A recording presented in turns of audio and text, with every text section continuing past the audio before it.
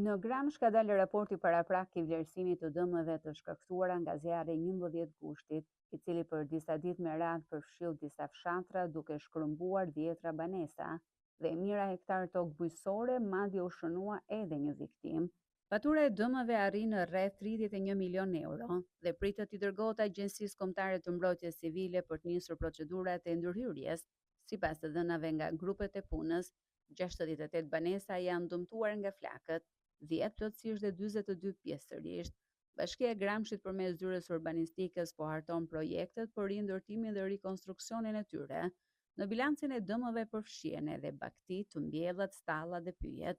Zjarri ka shkaktuar humbjen e 215 krerëve bagti të imta, 9 qethëve dhe 7 të një thundrakëve, ndërsa janë djegur edhe 10 hektar ullinj, vreshta me rrush, bimë medicinale dhe pemë frutore.